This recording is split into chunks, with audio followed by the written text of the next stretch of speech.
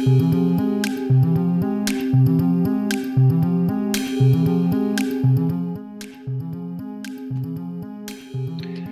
everyone, it's wonderful to be with you again. Global Leadership Platform, that's what this is all about. And of course, our hash Global Leadership Conversation 1. We look forward to 2 and 3 and 4 all over the world, talking to leadership influencers. And today I've got a very interesting man, Mokadi Max Mathye. Do I say your surname right, Mokadi? Mathye, that's correct.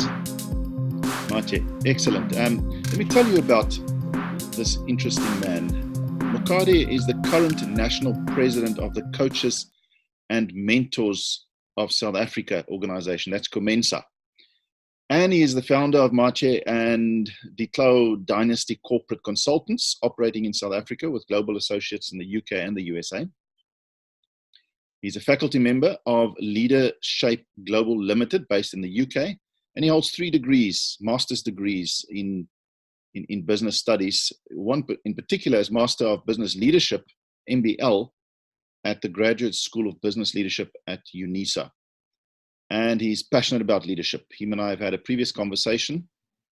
He's definitely passionate about leadership, corporate governance, and emotional intelligence. So a lot of insight expected for our hash Global Leadership Conversation 1. Mokadi, our first question, as usual, is how would you describe the global leadership crisis? Define it for us.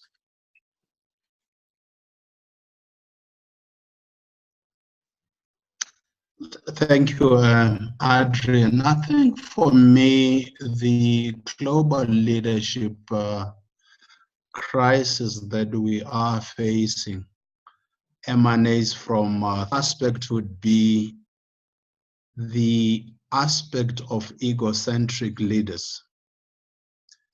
Leaders who are only worried about themselves and their immediate cronies. It is important that as leaders, we become more transpersonal in our approaches. And by transpersonal, I mean we should be more looking at the followers.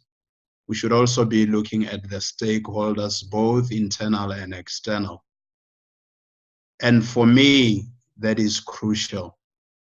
The second aspect to what I see as a global leadership crisis emanates from leaders who are not agile.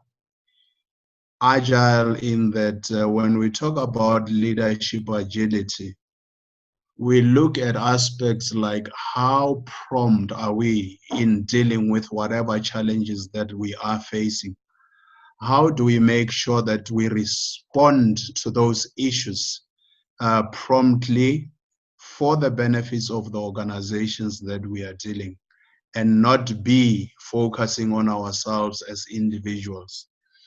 The unfortunate challenge about leadership agility, obviously, is that when leaders are not agile enough, you have a situation where you find that their focus is on themselves, they neglect their own followers. And perhaps what I am really proposing, Adrian, is that it is time that as leaders in various responsibilities, let's not only focus on ourselves. Let's be mindful of the role of the followers. Let's also be mindful of whoever in our midst that we are leading. And that includes the stakeholders that we might be leading as well. Okay. The third aspect to it would be if we look at leaders who are emotionally not intelligent. And by that, I'm talking about leaders who are not aware of themselves. They are not aware of the impact that they create on their own followers, their own colleagues, and their own subordinates, if that word still exists. The truth of the matter is it centers more around being aware of yourself. Are you understanding why you are feeling the way you are feeling, the emotions that you are expressing? What are the whys of those emotions? I think for me, those are critical issues. And this is why today, in my view, we're sitting with a leadership crisis globally. Okay. With that excellent context and backdrop, the big question and the difficult question, I think, because there are many competencies and skills and attributes, but we ask it nevertheless so that it can surface to the top. What is the most important quality or attribute we need to develop or awaken or improve in leaders if we are going to turn around this global leadership crisis? I think authenticity is certainly one competencies that we need to awaken in most of us as leaders. It is important in that how authentic we are to the cause that we are called for becomes crucial. But equally, when you look at the role of leaders from a global perspective, you would find that most of them are not authentic enough. They say this when they mean this. Their no is not always a no. Their yes is not always a yes. And for me, that creates a crisis in leadership. So yes, let's awaken authenticity as a competency. Let's also awaken agility, as I have said earlier on, because it is important that we look back and say, why are we taking so long in making certain decisions? Why does it take us unnecessarily long to come up with a resolution and even to a point of implementing some of the decisions that we are taking? For me, those are the challenges that we need to be awakening amongst most of us as leaders. Okay, authenticity. I certainly have a soft spot for authentic leaders. And of course, in today's world, where leaders are so exceptionally visible, it becomes more and more important that your word is your bond, that what you say you do, that what you say you won't do, you don't do. It's difficult. We're human. Leaders are human, and they will make mistakes. But if you're authentic, you'll apologize sincerely. Your motives will be right. You'll move forward. Agility, very interesting what you bring up there. I do see a slowness in decision-making, even though there's a speed of information and a speed of decision-making is needed. So those are powerful principles. My question to you is our third one. How do you best develop, awaken, or improve this quality or this attribute of authenticity and agility in leaders? Is the coaching and the mentoring industry that you're very involved with now as a leader in South Africa there and beyond, is that part of the solution? Obviously, it has to be because it's a fast-growing industry. But in essence, multi-billion-dollar leadership development industry. How do we best develop those two qualities? I think let me make a comment on coaching and mentoring, Adrian, if I may. Starting with mentoring, we have a lot of leaders out there who are retired but not tired. And there is a need to start having them sharing their expertise, their experiences and knowledge, especially leaders who have made it, and there are so many without really mentioning names, and getting them to actually mentor the upcoming young leaders who are aspiring, for example, to be authentic leaders. So having mentorship programs for those kind of leaders, for me, I think is crucial. In terms of coaching, equally important in that you can coach a person on the principles of authenticity, the same as you can coach a person on the broad aspect of agility. At the end of the day, what is crucial and important is that as leaders, let's avail ourselves to be taught. There are certain leaders who, by virtue of being in those responsibilities, don't see the need to avail themselves to be coached, to be mentored. And as a result, they are missing an opportunity, because one should always look at it from a continuous professional development aspect and say, what are my personal developmental goals as a leader? What are my professional developmental goals? And as you look at those on an annual basis, that should enable you to obviously start realizing that I might be taking long in implementing certain decisions. What are the drivers? I might not even be implementing the decisions that we are taking. What might be the reasons why we are not implementing the decisions that we are taking? And that on its own says we are availing ourselves to be taught, to be mentored on the concept of agility on its own.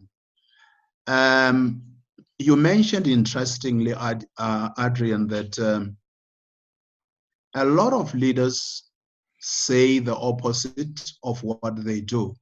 And unfortunately, we need to start saying it is important that, and maybe let me take it from the point where you say leaders are human. Let us not hide away from the fact that we are human beings. Of course, we are human beings, but being authentic does not necessarily mean you are not human anyway. So it's important, as you rightfully pointed out, that where you make a mistake, be bold enough and human enough to also say, I apologize or I am sorry, because only human beings can make mistakes. But we do have leaders who are by themselves think that they don't make mistake. They become too authoritarian. And why are we talking about infallibility today, Adrian? Infallibility is an edge that comes from certain types of leaders who thinks they are always right, they don't make mistake, of course forgetting that they too are human beings and they can also make mistakes.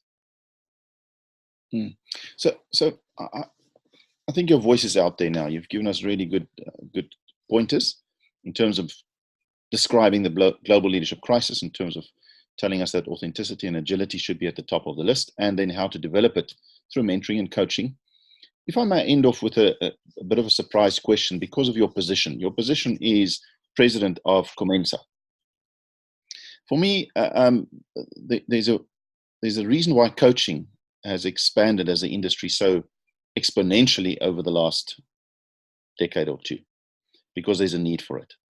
But it seems to me there's a weakness in coaching, in the sense that if I coach you, or if you coach me, to become a better leader, then everything is dependent on my worldview of how I lead, of how I engage people, of how people view me.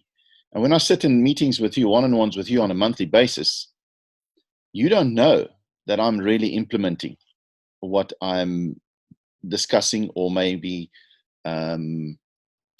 discovering in the sessions with me, whoever is coaching whom. So I go out, I come back to a coaching session again. You reflect, you try and guide me on a journey so that I can discover who I am, so that I can be more agile and discover why I take long to take decisions. But it's all dependent on me reflecting my reality back to you. And my reality is not always my reality.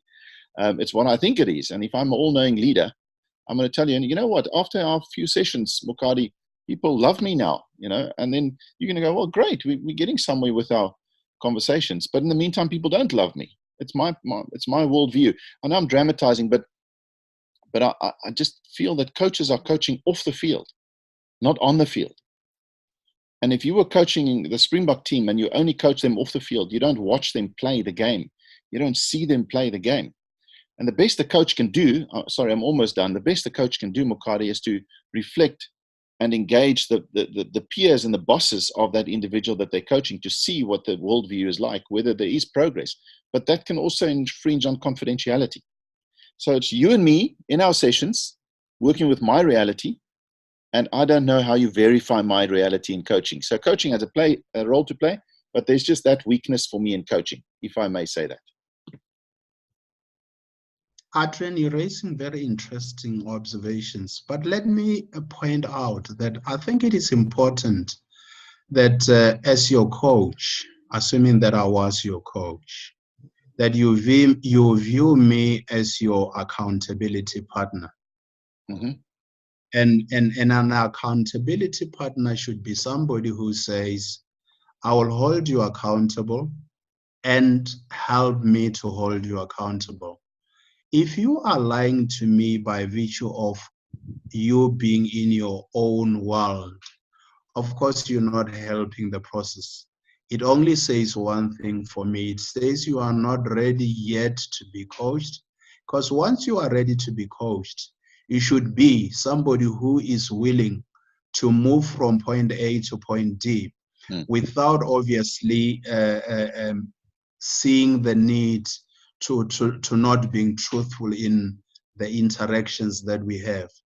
But at the same time, I think it's important that obviously coaching should now be focusing on saying, while we acknowledge that the coachee is the one who owns the agenda, let's start moving about co-creation, because co-creation can also help in making sure that ultimately we hold the coachee accountable.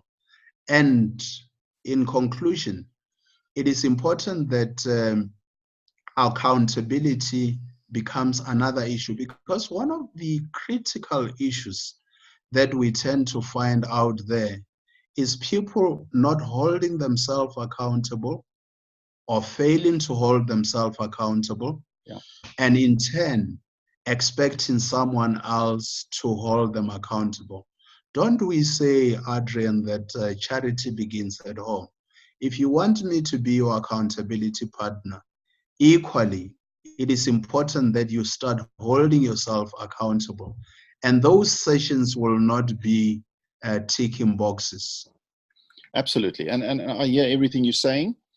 I'm putting it out there that if I am part of a team and coaching is happening and I'm kind of ambivalent, okay, I'll go through the coaching. I've got an option, but I decide, okay, I'll go through the coaching process. My company pays for me.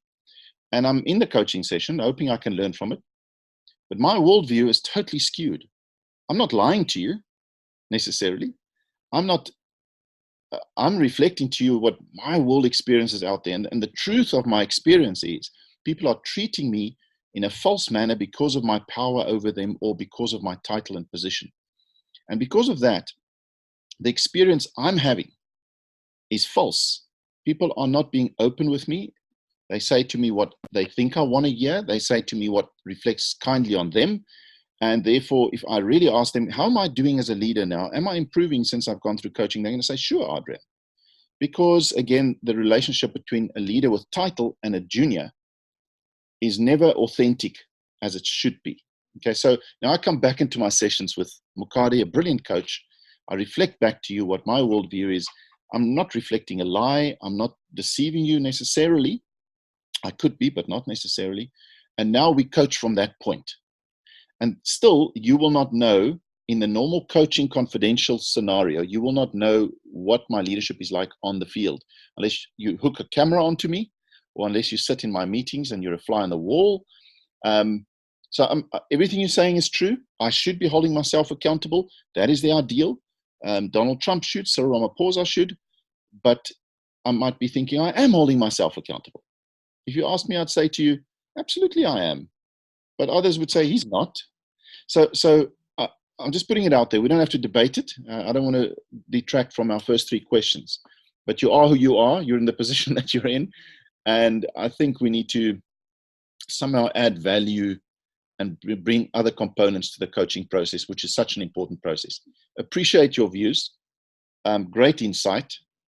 Calm insight. I look forward to our future conversations. And I know that you're going to add huge value. I want to make sure I get it all right. Mokadi, Max, Mathye, thank you so much, President of COMENSA. Hope you make a big difference there. I'm sure you are. Good luck with your influence, not just on this continent, but others. And we appreciate your time. We really do. Thanks for getting your voice out there for the Global Leadership Conversation 1 series. Thank you very much for your time as well, Adrian. All the best. Thank you so much. Bye. Bye-bye.